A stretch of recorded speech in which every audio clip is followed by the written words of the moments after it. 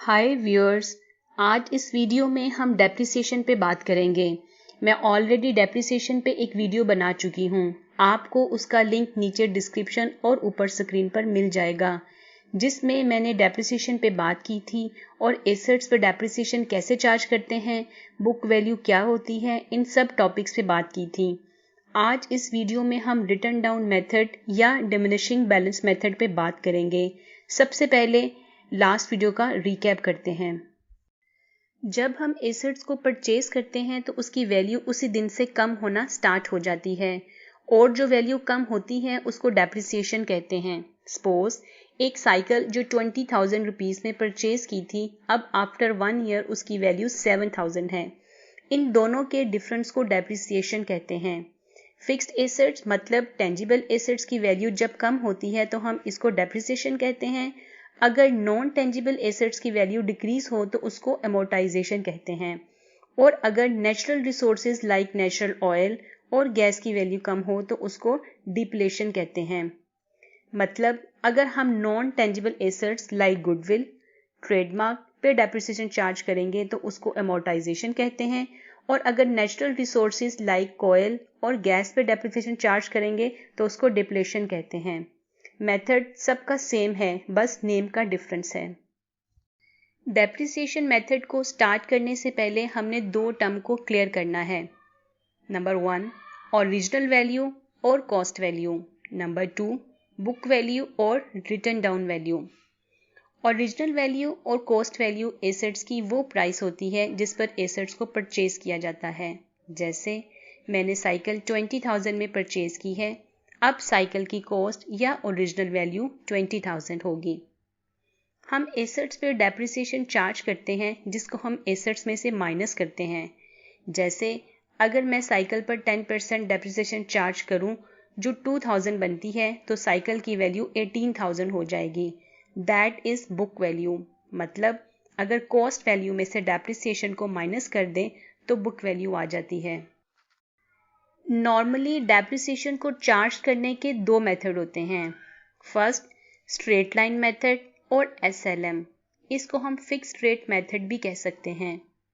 Number 2 return down method और diminishing value method और floating value method भी कहते हैं।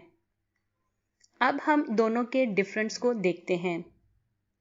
स्ट्रेट लाइन में डेप्रिसिएशन ओरिजिनल कॉस्ट में चार्ज की जाती है और ये through out assets life fix रहती है। यहाँ पर डेप्रिसिएशन की अमाउंट चेंज नहीं होती, हर साल एक जैसी रहती है। इसलिए हम इसको स्ट्रेट लाइन मेथड या फिक्स वैल्यू मेथड भी कहते हैं। जैसे हम फर्स्ट ईयर साइकिल पर 10% डेप्रिसिएशन चार्ज करें जो कि 2,000 है और फर्स्ट ईयर में बुक वैल्यू 18,000 होगी। अब हम नेक्स्ट ईयर भी डेप्रिसिएशन 2,000 ही चार्ज करेंगे और इसको प्रीवियस बुक वैल्यू में से माइनस करेंगे। अब न्यू बुक वैल्यू 16,000 होगी। डिमिनिशिंग वैल्यू मेथड और रिटर्न डाउन वैल्यू मेथड में डेप्रिसिएशन फर्स्ट में कॉस्ट वैल्यू पे चार्ज की जाती है और बाकी सारे ईयर्स में बुक वैल्यू पे चार्ज की जाती है।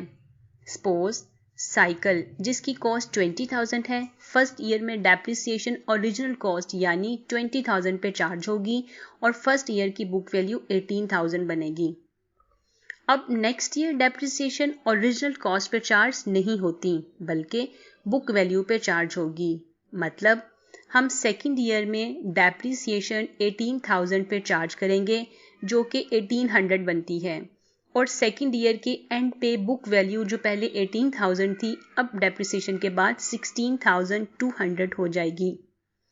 इस मेथड में डेप्रिसिएशन की वैल्यू हर साल चेंज होती है, इसलिए इसको फ्लोटिंग वैल्यू मेथड या रिटर्न डाउन वैल्यू मेथड भी कहते हैं। आप देख रहे हैं कि स्ट्रेट लाइन मेथड में सेकेंड ईयर डेप्रिसिएशन 2,000 चार्ज हुई और डिमिनिशिंग मेथड में डेप्रिसिएशन 1800 चार्ज हुई। यहाँ तक हमको दोनों में जो बेसिक डिफरेंस है उसका पता चल गया है। अब हम इनके फॉर्मूला पे बात करते हैं। स्ट्रेट लाइन मेथड में डेप्रिसिएशन को चार्ज करने के दो मेथड हैं। यहाँ पर हम कॉस्ट वैल्यू में से स्क्रैप वैल्यू को माइनस करते हैं और जो बैलेंस अमाउंट होती है उसको number of assets life in years पे डिवाइड करते हैं। यहाँ स्क्रैप वैल्यू एक न्यू टर्म है, पहले इसको क्लियर करते हैं। स्क्रैप वैल्यू एसेट्स की डिस्पोजेबल वैल्यू है। अगर एसेट्स को स्क्रैप में सेल करें तो कितने पैसे मिलेंगे।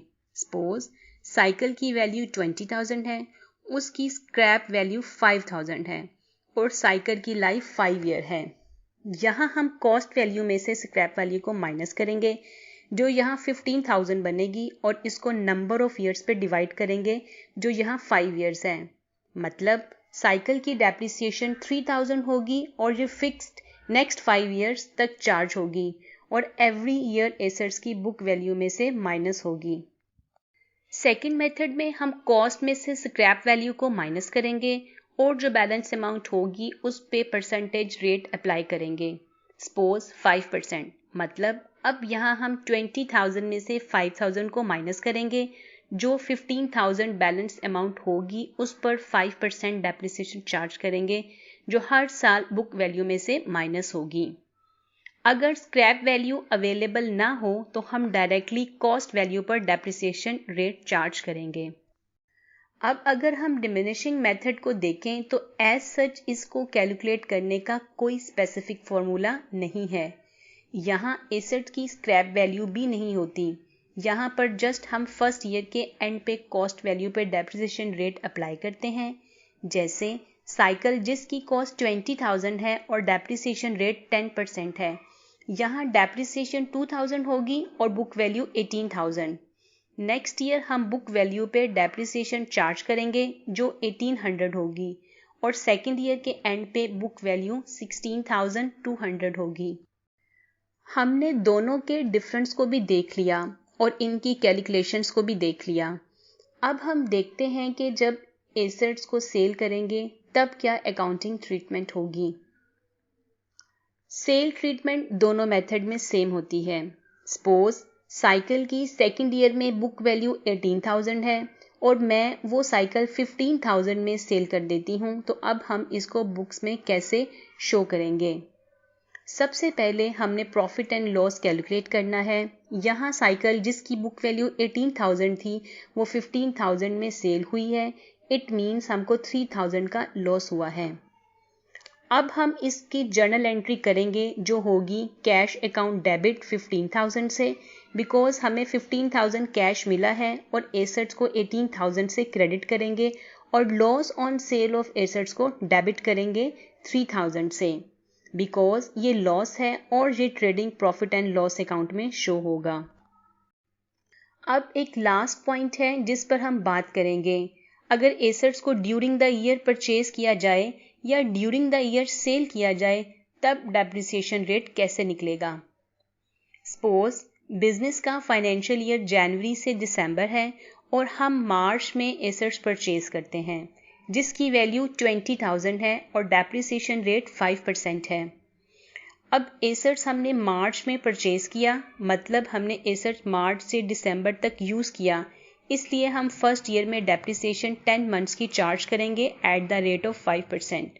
और नेक्स्ट ईयर हमने एसेट्स फुल ईयर यूज़ किया तो नेक्स्ट ईयर हम फुल चार्ज करेंगे। अब सबसे पहले हम डेप्रिसिएशन कैलकुलेट करेंगे जो होगी 20,000 multiply by 5% is equal to 1,000। ये डेप्रिसिएशन फुल ईयर की है। अब हम इसको 10 मंथ्स में कन्वर्ट करेंगे बिकॉज फर्स्ट ईयर में एसेट्स 10 मंथ्स यूज हुआ। हम इसको 10 यानी नंबर ऑन मंथ्स यूजेज से मल्टीप्लाई करेंगे और 12 से डिवाइड करेंगे और जो फिगर आएगी वो 10 मंथ्स की डेप्रिसिएशन होगी जो यहाँ बनती है 833। जब इसको कॉस्ट में से माइनस करेंगे तो फर्स्ट ईयर की बुक वैल्यू आ जाएगी जो होगी 20,000 minus 833 is equal to 19,167। First year की बुक वैल्यू दोनों मेथड में सेम होगी, मतलब स्ट्रेट लाइन मेथड और डिमिनिशिंग मेथड में सेम होगी। अब नेक्स्ट ईयर में अगर हम स्ट्रेट लाइन मेथड यूज कर रहे हैं तो हम 1,000 डेप्रिसिएशन चार्ज करेंगे और अगर हम डिमिनिशिंग मेथड यूज कर रहे हैं तो हम बुक वैल्यू जो 19,167 है उस पे 5% डेप्रिसिएशन चार्ज करेंगे जो बनेगी 958। इस तरह जब एसेट्स को सेल करेंगे तो जिस दिन उसको सेल करेंगे उस दिन तक उस पर डेप्रिसिएशन चार्ज करेंगे और बुक वैल्यू निकलेगी। सपोज अगर एसेट को अगस्त में सेल करेंगे तो अगस्त तक मतलब 8 मंथ्स की डेप्रिसिएशन निकालकर बुक वैल्यू फाइनल करेंगे, और अगर हमें कैश एसेट्स की बुक वैल्यू से ज़्यादा मिला है तो प्रॉफिट होगा, और अगर कैश एसेट्स की बुक वैल्यू से कम मिला है तो लॉस होगा। मैंने इस वीडियो में डेप्रिसिएशन से रिलेटेड डिफरेंट इशू को डिस्कस किया है। आई होप आपको ये इश्यूज क्लियर हो गए होंगे। Thanks for watching. If you found this video useful, give it a like, share it and comment it. Subscribe if you haven't already. As always, if you have got any questions, let me know down below in the comments. And maybe if you are feeling comfortable, you can join us on my Facebook group also. See you next time.